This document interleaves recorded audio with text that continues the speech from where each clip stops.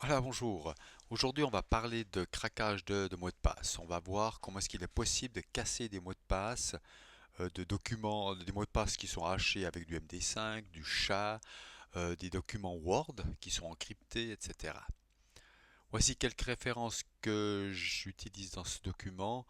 On va surtout voir Hashcat, qui est un outil qui est extrêmement intéressant pour casser des mots de passe. Il y a aussi John the Ripper, qui est aussi un outil comparable. Il semblerait qu'il y ait une compétition entre les deux, de manière à ce qu'ils soient des très bons outils pour casser des mots de passe. Alors, quand on casse un mot de passe, il y a principalement quatre types de craquage de mots de passe. Des attaques par dictionnaire, où vous avez une base de données de mots de passe. On applique un algorithme sur chaque mot de passe et on compare avec le mot de passe voulu. Une brute force attaque ou mask attaque aussi. Brute force attaque, on essaye toutes les possibilités. Donc là, ça veut dire que ça va prendre du temps pour faire ça. Mask attaque ressemble à du brute force, sauf que si on connaît quelques éléments du mot de passe, on sait par exemple que le troisième caractère c'est un L, majuscule ou minuscule, etc. On peut faire des attaques par masque et ça permet de diminuer énormément le temps de déchiffrement. Et puis des attaques hybrides, on prend un dictionnaire et puis on ajoute à la fin ou au début des lettres ou des nombres. Typiquement, dans le dictionnaire, il y a ASDF, on rajoute 1, 2, 1, 2, 3, 1, 2, 3, 4. Alors, si on prend un mot de passe qui est formé de majuscules, de minuscules, de chiffres et de caractères spéciaux, eh bien, le nombre de séquences qu'on peut avoir avec ça, si on prend un exemple, un mot de passe a uniquement des lettres majuscules, allons-y, et puis il y a n caractères. Donc ça veut dire qu'il y a 26 puissance n possibilités. S'il y a une lettre, ben, il y a 26 possibilités. S'il y a deux lettres, il y a 26 au carré, etc. Si on a 72 caractères comme ici, eh bien un mot de passe avec 10 caractères a ce nombre de possibilités ici. S'il a que 5 caractères, eh bien on a ça là. On voit que la longueur du mot de passe, c'est quelque chose d'extrêmement important. Vous avez quelques sites qui vous permettent de craquer en ligne des mots de passe. Celui-ci, par exemple, j'en cite quelques-uns qui vous cassent ce type de mot de passe ici. Celui-ci qu'on a testé, on avait un mot de passe Office. C'est un fichier Excel qui avait un password et puis on lui a donné ce fichier et ce site a différentes possibilités. Un weak password recovery où c'est gratuit en quelques minutes, voilà. Si c'est un password plus sérieux, eh bien il va essayer ça durant 24 heures et ça coûte quelque chose. Et puis, si c'est vraiment un password extrêmement dur, eh bien, on peut faire une demande et voir combien est-ce que ça va coûter, etc. Mais dans notre exemple où on avait un password Excel qui avait des données extrêmement sensibles, extrêmement importantes, il fallait à tout prix casser ce password et la personne qui a fait ça a payé une cinquantaine de dollars et il était content du résultat. Vous en avez un autre ici que j'ai trouvé que je ne connais pas, mais qui permet de faire aussi ce genre de choses ici. Alors, si on utilise H4, notez que ces sites qui sont ici utilisent très certainement des programmes comme Hashcat, John the Reaper, et ils ont des GPU derrière qui permettent de paralléliser le travail, de manière à augmenter la rapidité. On va voir ici avec H4 Alors, ils disent que c'est le password cracker le plus rapide du monde. John the Ripper, il y a une compétition entre les deux. Voilà, on va pas épiloguer là-dessus. Chose importante, si vous voulez trouver de la documentation, vous avez des questions, il y a sur le site de Hashcat, d'accord, c'est la référence 6, et il y a un wiki qui donne énormément d'informations. Vous avez aussi hashcat-help qui va vous donner énormément d'informations. Donc si je le fais ici, pipeless, voilà. Là, vous avez énormément d'informations qui vous sont données, notamment tous les hashes que l'on peut casser. Je vais faire des exemples avec des MD5 ici et un exemple avec Office. Voilà, c'est un numéro qui est par là. Alors, slash 9600. Voilà. Non, next. Voilà. Typiquement ici, si j'indique le type de hash 9600, c'est du MS Office. Word, Excel, PowerPoint qui a été encrypté. Donc là, vous avez énormément d'informations utiles dans le help de Hashcat. Alors Hashcat utilise ces différents modes d'attaque. Strain mode, c'est une attaque par dictionnaire. Donc on a une ou plusieurs bases de données de password et puis on essaye chaque ligne. Combinator mode, c'est une attaque hybride. Rappelez-vous, attaque hybride, c'est vous avez un dictionnaire et on rajoute quelque chose à la fin. Mais c'est une attaque hybride entre deux dictionnaires.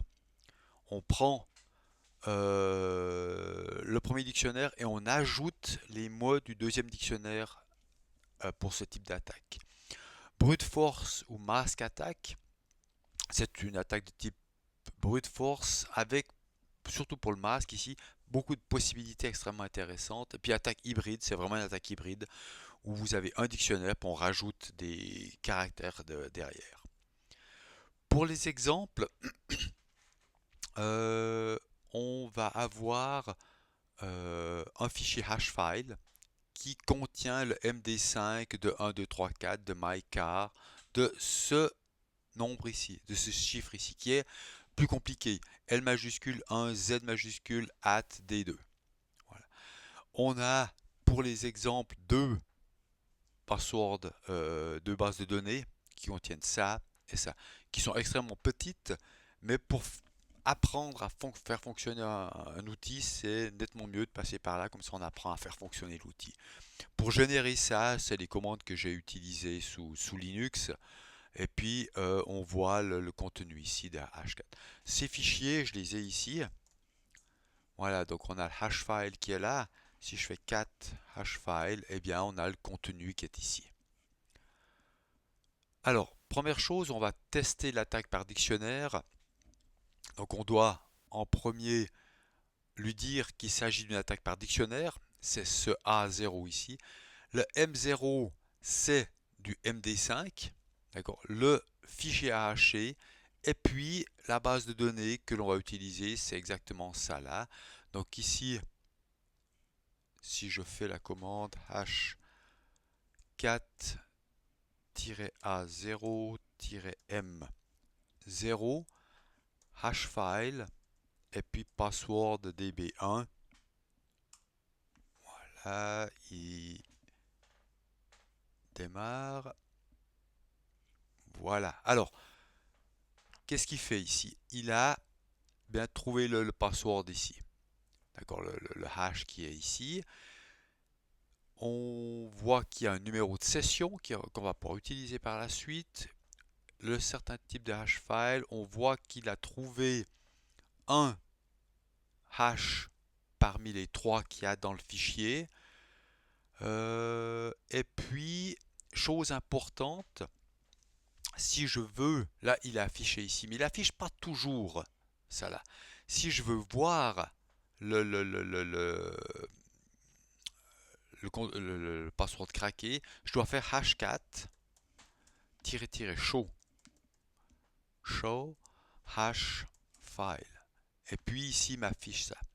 Alors, où est-ce Ça veut dire qu'il a mémorisé ça quelque part. Il a mémorisé ça dans un fichier qu'ils appellent un pot file que je peux visualiser. Il se trouve dans le home directory, home slash point hashcat et puis hashcat.pot. Voilà. Et là, il mémorise les passwords, les hashes craqués dans ce fichier-là et puis c'est ce qu'on voit ici. Si je refais ma commande hashcat ici, hop, il ne va pas casser à nous, il va regarder, voilà, il va se regarder en premier dans ce pot file et puis afficher directement ça là. C'est pour ça qu'on voit qu'il a fait un recovered ici et puis si je veux le voir, eh bien je le vois comme ça là. Donc il va pas le casser à nouveau.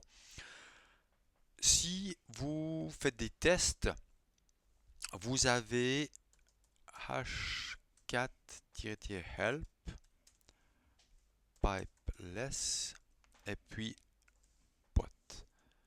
Voilà, on peut, quand on fait des tests, c'est toujours embêtant qu'il aille chercher dans le pot file. On peut mettre l'option pot file disable et il va plus du tout aller chercher dans ce pot file ici. Voilà. Si je prends le mode de combinator mode, donc ici c'est A1. Alors qu'est-ce qu'il fait? Il prend, je vois que j'ai les mêmes commandes, je dis que c'est du MD5, le hash file, et là j'indique deux bases de données pour les passwords. C'est ces deux bases de données que j'ai ici. Dans la première, j'ai 1, 2, 3, 4, 1, 2, 3, 4, 5, my, car et puis day. Et il va combiner ces passwords, d'où le mon combinator mode. Et il prend le premier ici et rajoute car, day. Le deuxième, car day. Le troisième, et rajoute ça là. Il est possible avec les options J et K de rajouter des caractères particuliers avant et après l'ajout du deuxième. D'accord. Au lieu d'avoir 1, 2, 3, 4 car, j'ai 1, 2, 3, 4 underscore car plus avec ça. Voilà. Et puis si on le fait, puisque j'avais dans mon fichier d'achat, j'ai un mot qui était mycar, eh bien on voit qu'on arrive à retrouver ça de cette manière-là. Voilà. Le brute force, c'est quand même brute force mask attack le plus intéressant. Vous avez de l'aide ici dans le wiki qui va vous permettre de trouver plus d'informations que ça. Ici, je donne les informations principales. Alors, ici, le mask attack essayer toutes les combinaisons dans un espace, un key space donné. Voilà. Alors, le key space donné, il est donné par ça. Alors, comment est-ce qu'on fait hashcat-m0 pour dire que c'est du MD5, A3, c'est du brute force mask attack. J'ai ce fichier là, point interrogation U pour upper character. Et il va faire toutes les combinaisons de deux caractères, de deux lettres majuscules. Donc là, si je fais ça, h4-m 0-a3 hashfile. Alors, %u, %u. D'accord. Donc ici, eh ben, h4,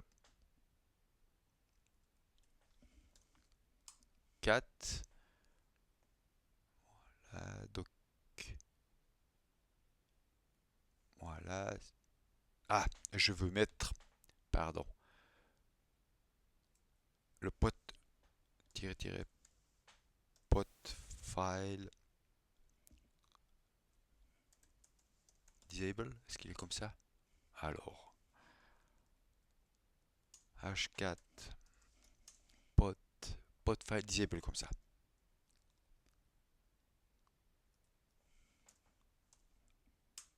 Voilà.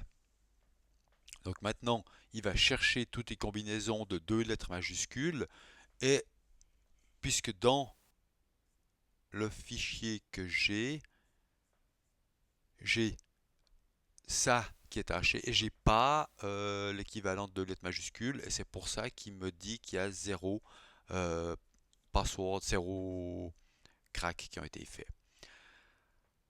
On voit une chose, si maintenant j'augmente, -u, -u, -u, d'accord, donc là, il va tester ça là, on voit, chose intéressante, c'est il dit qu'il commence à ce moment-là et il finit là, on voit le nombre, voilà, de possibilités qu'il a, donc ça fait combien? 11 millions, et il check ça, puisque c'est du MD5, qui est rapide à checker, il fait à une vitesse de 145 MHz par seconde. On voit une chose, si je continue, -u, -u, -u, point d'interrogation U, eh bien, ça va prendre, alors maintenant, hop, voilà, on voit le nombre de possibilités, le pourcentage, et ici, on a S, S ou return. C'est le status, par quoi il en est. On voit qu'il est à 1,14%. Chose importante, on a le restore point ici. D'accord. Ce restore point, si maintenant je quitte, d'accord, eh bien, je quitte ici, hop, et puis je fais hash 4-restore. Il continue où il s'était arrêté. Voilà, au précédent restore point ici. Ce restore point, il le fait tous les X temps. Si je veux, entre chaque temps de restore point, faire un checkpoint, je peux, si je fais un P, un C, je fais un checkpoint et ça met à jour le restore point et ça quitte. Et puis après, je peux recommencer mon travail ici. Alors, si je continue maintenant, là, les différents datasets charsets qui existent. Il y a le L pour les minuscules, le U pour les majuscules, le D pour les chiffres hexadécimaux en majuscules ou en minuscules, pour les caractères spéciaux, le A. Le A comprend les minuscules, les majuscules, les chiffres et les caractères spéciaux. Et puis on peut avoir des chiffres binaires qui viennent mis ici. Alors si maintenant je reprends ça et je fais -A, -A, -A, -A, eh bien il va me checker, voilà,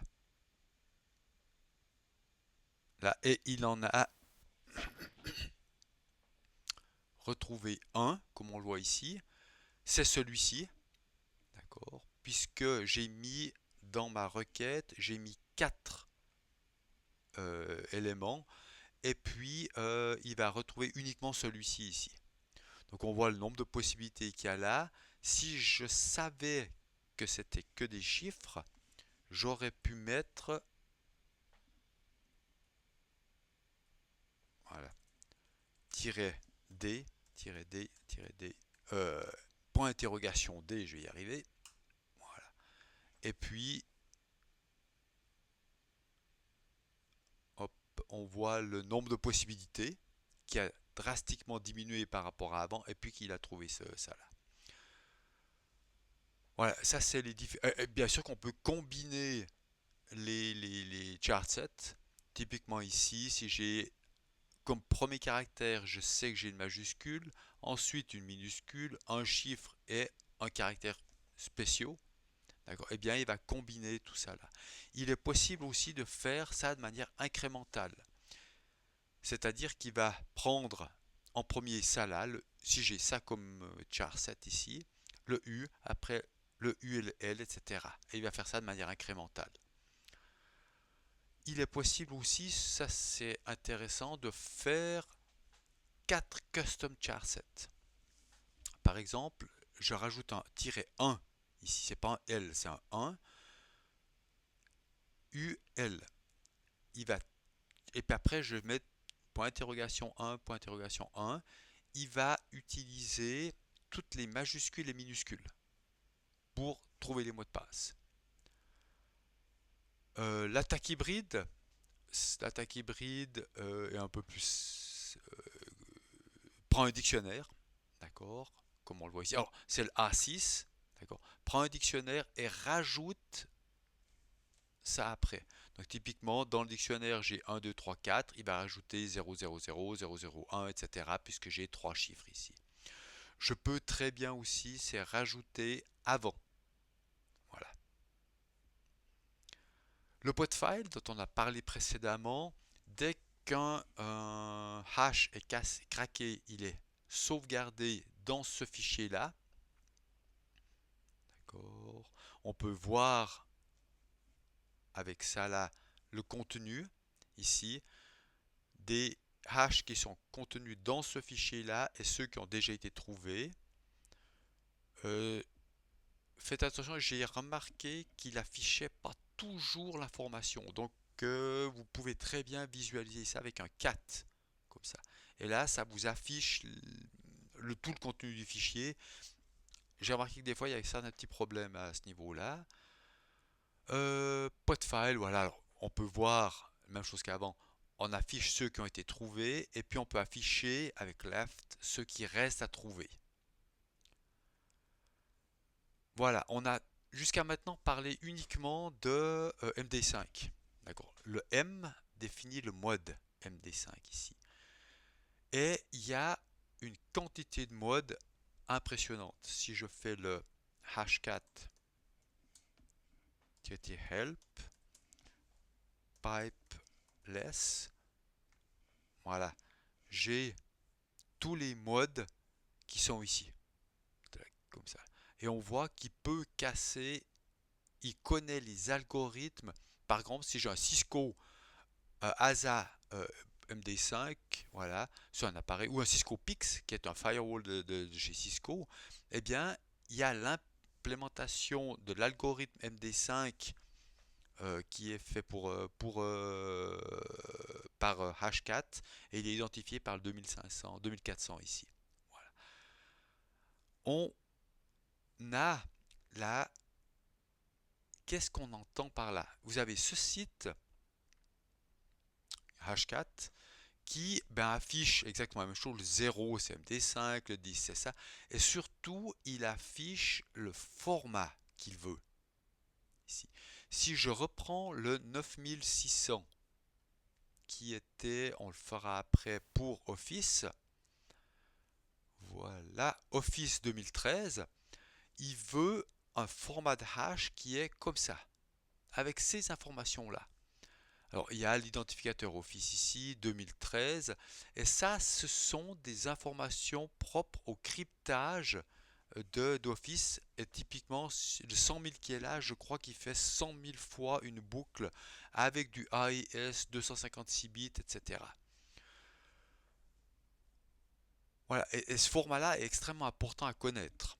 Si on indique mal ce format, H4 ne va pas pouvoir décrypter ça. Voilà, vous avez le format qui est défini là. Vous avez, pour ceux qui ont les sources de H4, vous pouvez trouver le format exact dans les sources de H4, source module. Alors si je le fais, ça c'est quelque chose qui est extrêmement intéressant et important à connaître. Si on a des problèmes, donc moi j'ai cd cd h4, après j'ai quoi?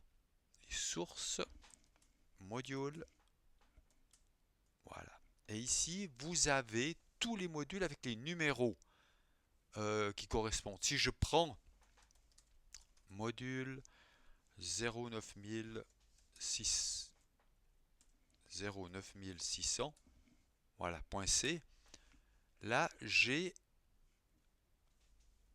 le code le format utilisé par H4 pour pouvoir décrypter du Office 2013. Et on voit le format qu'il y a ici.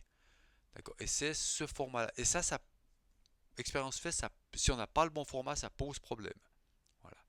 Et puis après, on peut rechercher des informations là-dedans, des informations détaillées sur l'algorithme utilisé par Office pour craquer pour cacher, pour effectuer les mots de passe. Voilà. Alors, un exemple, j'ai un fichier docx qui est protégé par un mot de passe. Alors, le mot de passe, c'est 1, 2, 3, 4. Je reviens ici. Alors, hashtest, c'est des tools.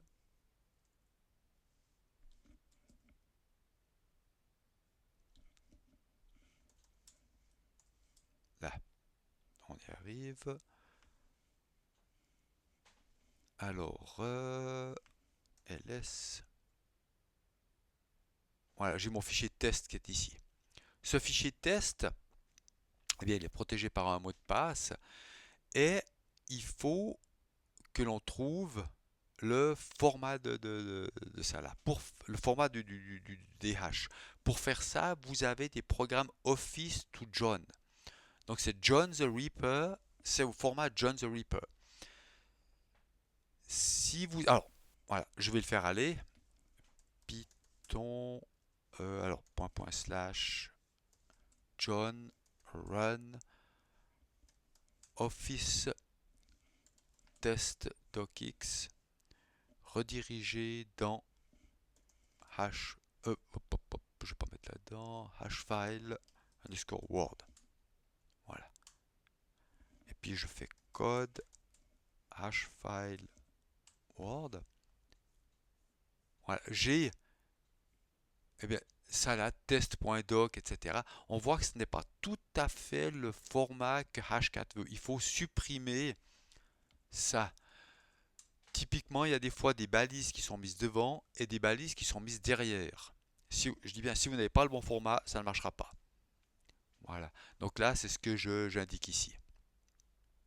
Donc important de contrôler ça là. Si je veux casser ça, alors h4-m9600-a3 hashfile word. C'était ça. Et puis, alors %d, alors d.